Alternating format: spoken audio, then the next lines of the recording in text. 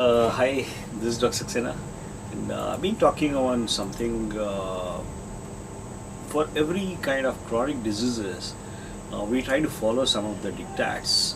We start with working with what are the food allergies and all that, what are the toxins and all that. At the same time, we try to work with something like adrenal support options. Adrenals are basically one of the glands which I want. This is something like suprarenal glands, and it's size of a small. It's just like a small fingertip, and this adrenal gland plays such an important role in the homeostasis. I should not say homeostasis; it's hemodynamics basically. So what happens is that we try to check these adrenals, and people who had chronic disease are invariably are having adrenal fatigue or some adrenal dysfunction. It's not a full-blown thing, but definitely it matters. For a person who is suffering from fibromyalgia or something like chronic fatigue syndrome, person having something like thyroid problems, having some urine problem, and what happens is that this is the kind of axis which gets disturbed. Thyroid problems, people having hypothyroid and all that invariably has something like adrenal hypofunction. Without adrenal, this one everything doesn't. If your adrenals are working good, this can take care of the entire kind of stuff. So normally we try to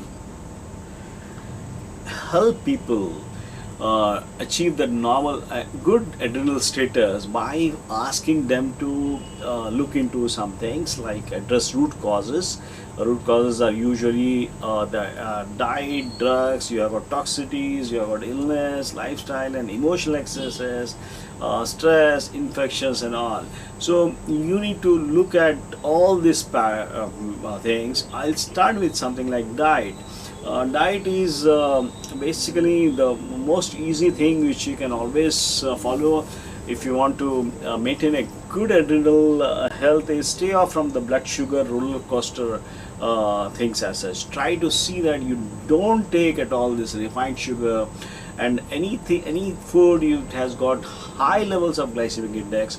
Try to avoid that. What happens with this, the moment you take this kind of foods, and over a period of suddenly there is a surge in insulin shift, suddenly it increases, so it gives a lot of you have to, this is one of the, I think this is the most easiest thing which it took us a long time for us to understand, but I can tell you, if you can avoid this particular high glycemic foods, and which will eliminate this kind of fluctuations in the sugar, blood sugar fluctuations in fact leads to something like insulin, and there is a massive load on the sympathetic system because of this particular shifts. So you need to be careful about that stuff. Avoid something like balance your carbohydrates and proteins. There is a big kind of thing you need to understand what's the kind of carbohydrate and this sugar has to be, how much carbohydrate and proteins and fats should be taken, and this is one thing. You try to make a ratio of 40 carbohydrate and 30 proteins, and the rest you can always go for the others, the fat and all that, but this 40 carbohydrate to 30 ratio of proteins is a good balance. It avoids that fluctuations of the sugar and all that, and try to see that you don't take much coffee and tea, because these are the things, this increases, see, you need for a good adrenal function, good adrenal support, you need to avoid this particular thing. Instead you can take organic unroasted green tea instead, unless you or avoid soda. Soda also is not good at all. Well, there are a lot of things which can be used instead of sugar. It can be jaggery, or it can be something like stevia, or it can be sweetened with licorice also. And adrenal support, when we talk about, this is a major kind of stuff. Cutting down the sugar, cutting down coffee or soda, trying to see that you don't take that high carbohydrate food and all that. Apart from that, you need to be careful with what is the diet you are going to take. Diet is one thing. I always tell iodized sea salt is the best particular stuff. People who are aware of this particular stuff in this part, we try to work with some branded items also, but I don't want to get into that. But you need to take the salt as a priority. This sea salt, at least 1/8 tablespoon, 2 to 3 times daily with lots of pure water is essential. And apart from that, you need to have good adrenal thing. You need a regular rest and the consistent sleep patterns. You need to regularly exercise. You have to start and exercising is always should be very gentle. I'll try to consider the other options. What I always tell people to have a balance of this adrenal system, because this is one thing which you understand properly, you can get over to with any problem. The first thing comes to is the practice of prayer, meditation. You have got yoga, you have got tai chi, you have got relaxation response.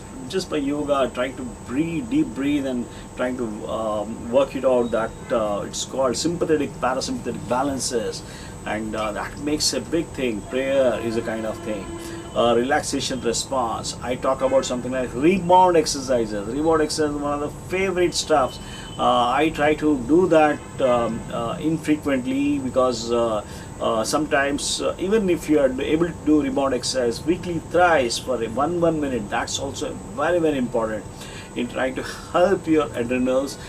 It helps by providing the lymphatic circulation gets restored, the lymphatic starts moving, and your this particular stuff, it helps a lot for adrenal thing.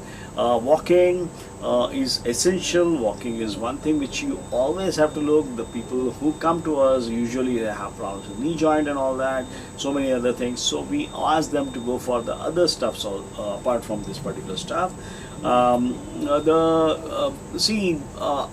was talking to one of the cancer patients today who happens to be having a carcinoma of pancreas with secondaries in the liver, and he has been done he has seen the worst part of all the things, and in spite of so I was on the day 7th or something like that, I was talking to him.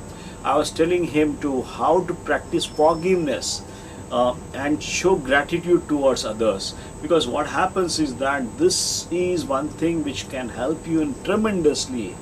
That practice forgiveness is the major kind of thing. You need to practice that. It doesn't come automatically. And you be present in the moment. Don't live in the past. Don't think of future. Okay, things will definitely work out, whatever things and all that. So I think I'm talking about some general things, but this is one thing which helps your adrenal support system. Adrenal support system, I try to work it with a lot of vitamins and all that. We try to work with a lot of magnesium. We have some herbal supplements and all that. We try to work it out. But the essence of the thing is, you need to understand this particular thing. If you are able to balance your adrenals, you're maintaining a good adrenal health, other things will automatically start restoring. And commonly connected with the adrenals is one important thing called the sleep and mood.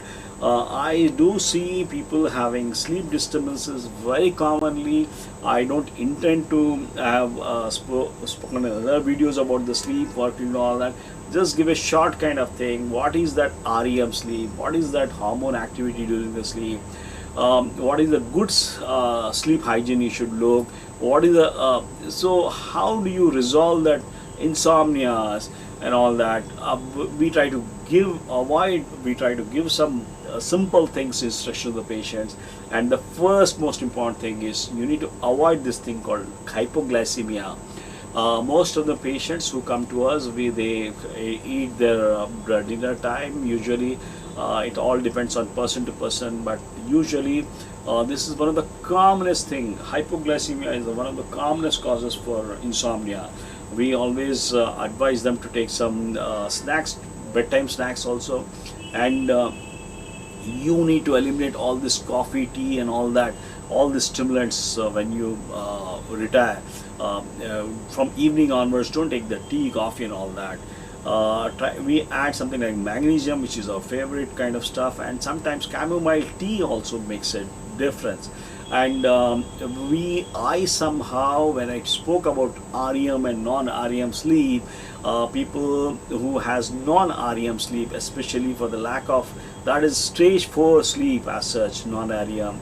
And these people, they have sleep which is not qualitatively good, though they sleep for 8 hours, but they don't have that REM in the sleep.